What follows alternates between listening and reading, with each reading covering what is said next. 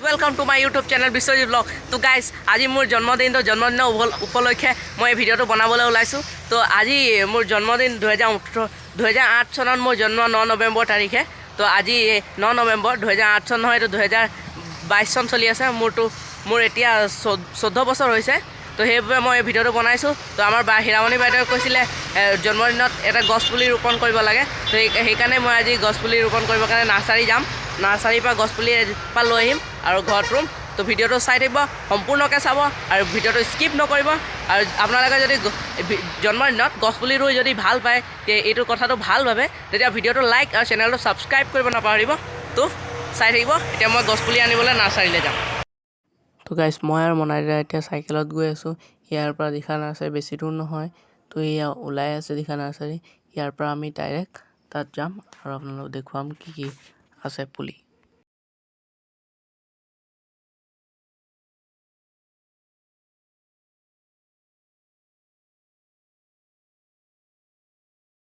পালোঁ আমি দিখা নাৰ্চাৰী।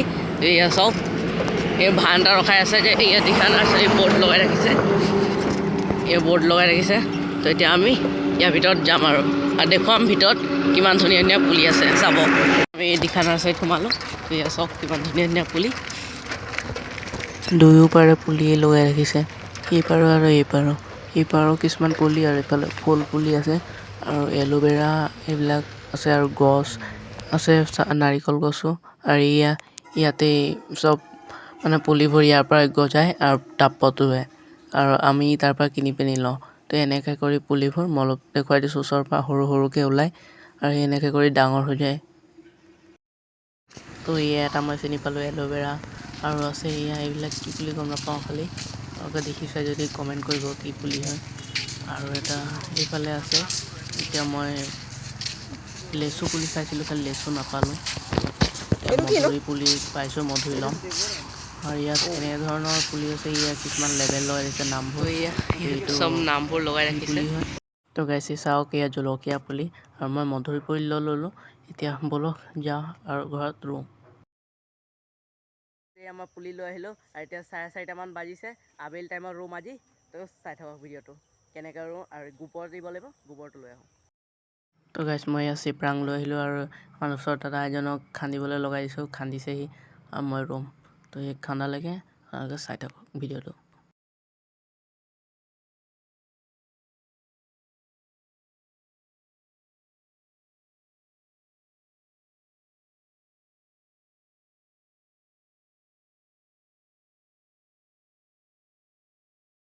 গাইছ, মই এতিয়া গোবৰ লৈ লৈছোঁ। এয়া সাৰ, গোবৰ মানে গোবৰ থকা মাটি, এইটোৰে সাৰটোৰে হৈ যাব। তো চাই থাকক, উঠাই লওঁ এইটো, চাব। গাইছ, এতিয়া গোবৰ মাটিটো দি লওঁ। অলপ সৰহকৈ দিওঁ নি?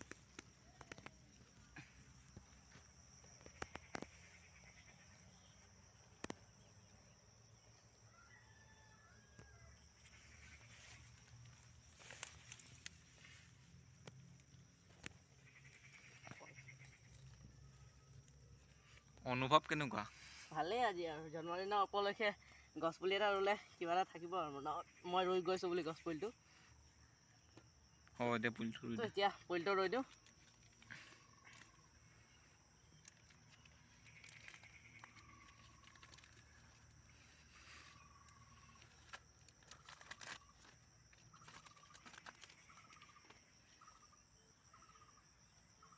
হ'ব। ভালকৈ হবি আৰু মোৰ নাম এটা ৰাখিবি।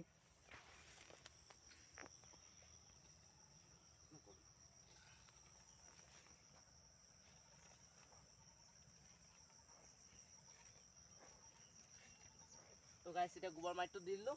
এতিয়া অলপ নৰ্মেল মাটিৰ ওপৰত দিলোঁ।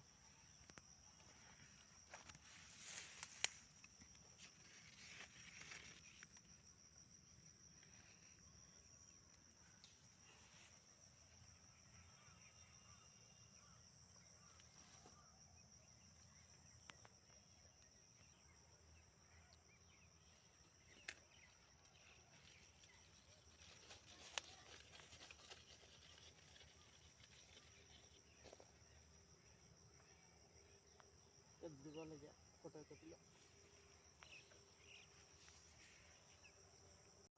তো গাইজ এতিয়া আমাৰ পুলি ৰুই হৈ গ'ল। তো জন্মদিনৰ উপলক্ষে মই পুলিটো ৰুলোঁ। ভিডিঅ'টো যদি ভাল লাগিছে চেনেলটো লাইক আৰু ছাবস্ক্ৰাইব কৰিব। আৰু যদি পুলি ৰোৱাটো আপোনালোকৰ জন্মদিনত এনেকৈ এজোপা গছপুলি ৰুব, যিয়ে গছপুলি ৰুব, ফুল পুলি বা এনেকৈ ফলৰ পুলি যিয়ে ৰুব।